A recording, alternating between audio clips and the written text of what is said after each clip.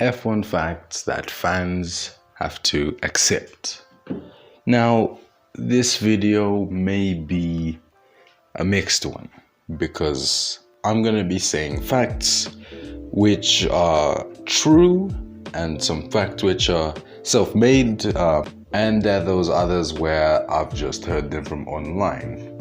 But some of these are pretty true enough, so I think we don't need to waste much time on it. But without further ado, we're gonna get into the first one.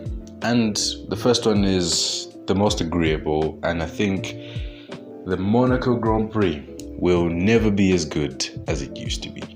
Now, Monaco, decades ago, even in the early 2010s, was the best Formula One Grand Prix ever. I mean, that was what I thought when I started watching the sport. It was an exciting one. I mean, the drama was crazy. I remember crazy races like 2013, 2016.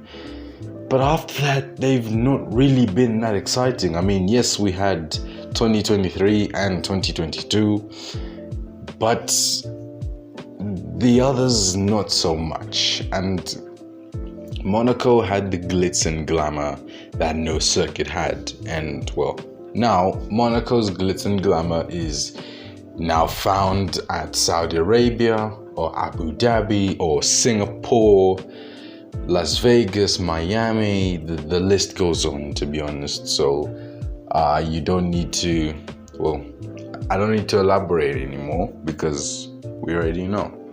I think this one should be good.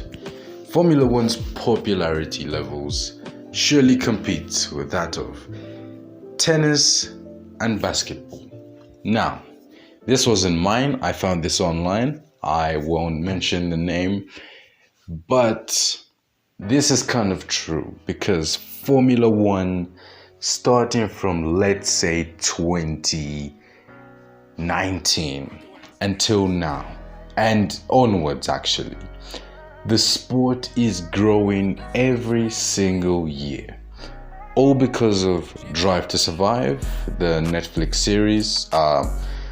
But in terms of actual sensible reasons, the sport is growing because of, well, many popular drivers. I mean, even influence from peers. I mean, you tell your friends about the sport and, well, they get into it. And eventually they go and watch the Grand Prix live, whether on the TV or at the track. And the arenas of tennis and basketball, yes, they're quite cool, but the arenas in Formula One are just mad. I can give an example of the greatest fan base in Formula One history and the most, I don't know, iconic. The Tifosi always, they never disappoint. I mean, every time, if it's 2019, Tifosi were the GOATs. The Orange Army, well, the Orange Army have been causing some controversy in the last few years, but they're quite special as well, with the flares especially. Formula One drivers are very underrated, if not the most underrated athletes in the world. Now, of course, yes, there's MotoGP riders who are quite as underrated, but even Formula One drivers. I mean, people think that Formula One is a sport where it's just like driving a normal car that you do on a daily basis. But I don't think you can drive through the A1 in the UK at 340 kilometers an hour. I don't really think that's possible. In 8th gear, especially with a helmet on and with a front wing on your car, it's not possible. Not just that, but I mean, even just when you talk about G-forces, I hear that in Australia, the Melbourne Grand Prix circuit, through turn 1 and 2, I think, the driver takes about 6G through that corner, and 4G is incredible enough, But 6G is something else. And these guys have to do a lot of training on their neck, their abdominals, everything. Even just your eyesight has to be it's clear, because there's no room for error in Formula One, especially if you talk about tracks like Monaco, Baku, and Singapore. Those are the vicious ones. Even if you talk about the Formula One game, if you try and do 100% race on Monaco, you have to be as focused as you've ever been, because one slight mistake and you're gone. The South African Grand Prix. We said we won it, and it should have come this year and maybe 2024, but I don't really think the South African Grand Prix will be coming to the Formula One calendar anytime soon, because a lot of countries are struggling financially, and South Africa is one of them. And well, the crazy cost to host a Formula One Grand Prix, especially in these modern times, is crazy.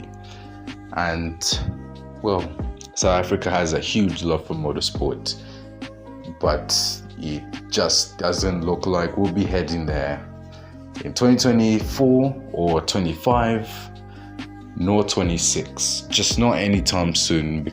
And we're going to the penultimate part of this video, which is track limits. Track limits has to be the most controversial thing to come in Formula One since Crashgate. And track limits, in my opinion, this was made by myself. The track limits are basically ruining Formula One, and we all need to accept that, because track limits, well, yes, drivers are not allowed to go over the white line. That's why the track has got its own parts. But Formula One drivers should be able to push the limits. And when there's track limits, you just can't really be able to do that. I mean, especially with these bigger cars, you just can't, because the visibility is not that great.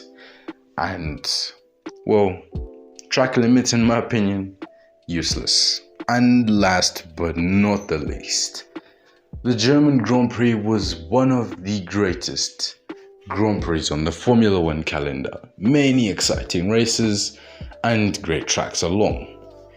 But the absence of Germany now, well, because they have some financial issues, the tracks like Hockenheim and Nürburgring, it is affecting the sport in some way, because while Formula One is going to more and more locations, Saudi Arabia and the USA, it's sacrificing the tracks which it started on. And I mean, Germany is a huge motorsport nation. Germany loves everything, to be honest. They love football, they love Formula One, they love motorsport in general. I mean, Mercedes-AMG, Benz, BMW, Audi, Porsche, Volkswagen, all those cars. So it affects the sport in some way, because the old school tracks like Hockenheim and Nürburgring don't feature on the Formula One calendar. Those tracks were brilliant. And I think if Formula One was to still go there, it would be brilliant. But thank you guys so much for watching. If you can accept any of these facts, well, I hope you do. And smash the like button if you enjoyed it. Subscribe to the channel for more Formula One content. And for me, Octave F1, it's goodbye.